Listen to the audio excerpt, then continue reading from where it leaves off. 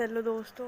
तो दोस्तों आज हम पढ़ेंगे class 10th science chapter 10th light chapter के एक्स्ट्रा क्वेश्चन मैं आज आपको दूंगा।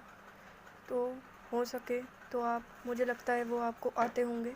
ये इस चैप्टर में भी ज़्यादा कुछ नहीं है, मैं आपको हिंट देता हूँ। इस चैप्टर में ज़्यादा लाइट एक ऐसी ऑब्जेक्ट होती है। मैं आपको थोड़ा सा हिंट दे रहा हूँ आज। लाइट जो ऑब्जेक्ट से रिफ्लेक्ट होती हुई हमारी आइज़ तक पहुँचती है और वो हमें देखने लायक एक चीज़ बना देती है। मतलब हम अपनी आँखों से उसे रिफ्लेक्ट होके पाते हैं और वो लाइट एक ऐसा ऑब्जेक्ट है जिसके कारण हम सारी चीज़ देख पाते हैं। लाइट का पक्का हो गया। उसके आगे लॉज ऑफ रिफ्लेक्शन मैंने इस बताया हुआ है। उसके आगे आपका टॉपिक है प्लेन मिरर में मैंने आपको बताया हुआ है इन क्वेश्चनों में। उसके बाद स्पेरिकल मिरर है, उसके बारे में मैंने उसके टाइप बताए हुए हैं। कॉनकेव मिरर और कॉन्वेक्स मिरर, उनकी इमेज फॉर्मेशन के बारे में उसकी एक अलग वीडियो बनाऊंगा, कल आएगी उसकी एक वीडियो अलग पूरी। उसकी इमेज फॉर्मेशन बहुत इंपॉर्टेंट टॉपिक है, वो आपको पक्का करना पड़ेगा इसलिए। और न्यूमेरिकल के बारे में मैं आपको अभी बता देता हूँ थोड़ा बहुत। न्यूमेरिकल के में यू एक होता है ऑब्जेक्ट डिस्टेंस। चलो छोड़ो उसे, तो मैं बाद में कराऊंगा, पर पहले आपको वो पक्का होना चाहिए, इमेज फॉर्मेशन आपका पक्का होना चाहिए। इसलिए न्यूमेरिकल्स तो आपके तभी हो पाएंगे। आज मैं हो सकता है एक न्यूमेरिकल आपको थोड़ा समझाने की कोशिश करूं। चलिए पहले क्वेश्चंस देखते हैं। सबसे पहले क्वेश्चन मैंने बताया आपको, लाइट तो मैंने आपको बता दिया। लॉज ऑफ रिफ्लेक्शन मैंने कहा था क्वेश्चन में। देखो लॉज ऑफ रिफ्लेक्शन क्या होता है पहले ये समझ लो। जब लाइट एक किसी चीज़ पर पड़ती है तो उसका जो बाउंसिंग बैक होता है वो रिफ्लेक्ट होती है, वो होता है रिफ्लेक्शन। अब लॉज ऑफ रिफ्लेक्शन समझ लीजिए आप। लॉज ऑफ रिफ्लेक्शन क्या है, इसके दो लॉज हैं, एक ये।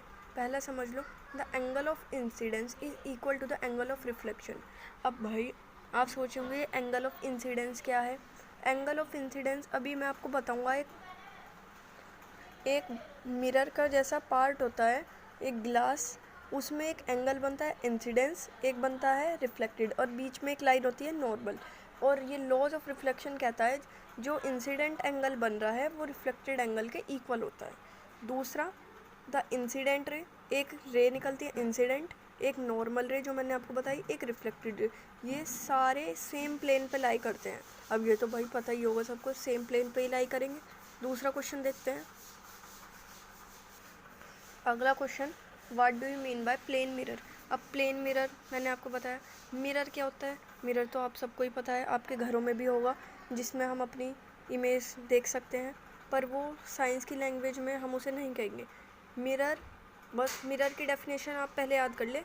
प्लेन मिरर में यहाँ ये जो है ना, एक हाईली पॉलिश्ड, प्लेन हट जाएगा बस, मिरर की ये डेफिनेशन है, a highly polished surface area which reflect most of the light falling on it. अब प्लेन मिरर जो बिल्कुल प्लेन रहता है, सीधा खड़ा रहता है, जो आपके घरों में होता है, वो है a highly polished plane surface area which reflect most of the light falling on it. इसका मतलब क्या है, अ हाईली पॉलिश्ड, जिसमें पॉलिश्ड हुई हुई है प्लेन सरफेस एरिया, और जब उस पर लाइट पड़ती है तो वो रिफ्लेक्ट करता है लाइट जो उस पर पड़ती है। अगला question third is, how many types of spherical mirror. अब भाई स्पेरिकल मिरर के कितने टाइप्स होते हैं, मैंने आपको बताया प्लेन मिरर जो highly polished plane surface area. Spherical mirror भी a highly polished spherical mirror लगा देना आप वहाँ, स्पेरिकल सरफेस एरिया। अब भाई इसके कितने टाइप होते हैं, ले रहा है, इसके दो टाइप होते हैं, एक है कॉनकेव मिरर, दूसरा है कॉन्वेक्स मिरर। इनकी इमेज फॉर्मेशन भी होती है, जो मैंने आपको कहा कल वीडियो में बता दूंगा। तो दोस्तों अगला क्वेश्चन देखते हैं, व्हाट इज़ प्रिंसिपल फोकस। अब ये फोकस तो भाई आपको इस चैप्टर में परेशान ही करके रखेगा।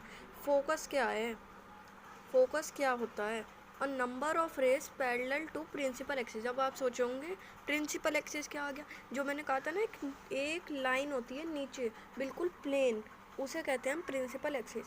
जब रेज आती है हमारी प्रिंसिपल एक्सिस के पैरेलल, तो आफ्टर रिफ्लेक्शन, जब उन लाइटों का रेस का रिफ्लेक्शन होता है तो वो मीट करती हैं एक पॉइंट पे, तो उस पॉइंट को हम कहते हैं प्रिंसिपल फोकस। क्या बताया मैंने, नंबर ऑफ रेस, जब बहुत सारी रेस पैरेलल आएंगी प्रिंसिपल एक्सिस के, रिफ्लेक्शन होने के बाद जब एक पॉइंट पे मिलेंगी वे, उस पॉइंट को हम कहेंगे प्रिंसिपल फोकस।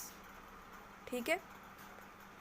अब दोस्तों मैं सोच रहा हूँ आपको एक न्यूमेरिकल कराने की कोशिश करूँ। चलो देखते हैं। तो दोस्तों न्यूमेरिकल तो आज शायद नहीं हो पाएगा, हो ही नहीं पाएगा। जब तक आपको इमेज फॉर्मेशन का नहीं पता चलेगा कॉनकेव और कॉन्वेक्स मिरर का, तब तक आप इस चैप्टर के न्यूमेरिकल नहीं कर पाओगे। तो मैं सोचूँ कल इमेज फॉर्मेशन डाल लूँ, उसके बाद सारे न्यूमेरिकल आपको करा दूंगा। एक दो न्यूमेरिकल ऐसे होते हैं जो बिना इमेज फॉर्मेशन के हो जाते हैं, उसमें बस एक फॉर्मूला लगता है, वो मैं आपको बता रहा हूँ अभी।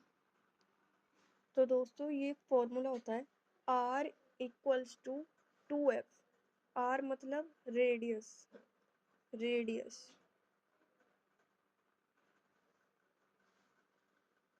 और F मतलब आपका फोकस, जो अभी मैंने बताया। इस फॉर्मूले से अब एक क्वेश्चन करते हैं। तो दोस्तों इस क्वेश्चन में हमें रेडियस दी हुई है 20 सेंटीमीटर, हमें फोकस निकालना है।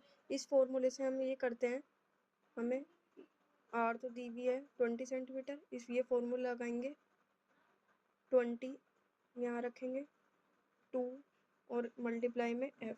आपको पता है मल्टीप्लाई में डिवाइड में आएगा, ये 2 डिवाइड में पहुंच जाएगा, इक्वल्स टू फोकस। यहाँ पे कर लेते हैं इसे मिटो देते हैं।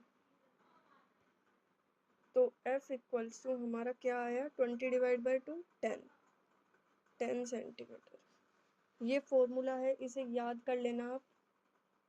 R इक्वल्स टू 2F, इस फॉर्मूले को याद कर लेना, ये बहुत इंपॉर्टेंट फॉर्मूला है। आप इसे relation between radius of curvature and focus भी बोल सकते हो।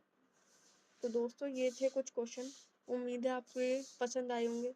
तो लाइक का बटन ज़रूर से दबा देना। और गाइस मुझे बिल्कुल भी आपके थ्रू सपोर्ट नहीं मिल रहा है, प्लीज़ थोड़ा सपोर्ट दिखाइए गाइस। कल न्यू वीडियो आ जाएगी इमेज फॉर्मेशन के ऊपर, तो आप वो ज़रूर देखना। तब तक के लिए बाय बाय।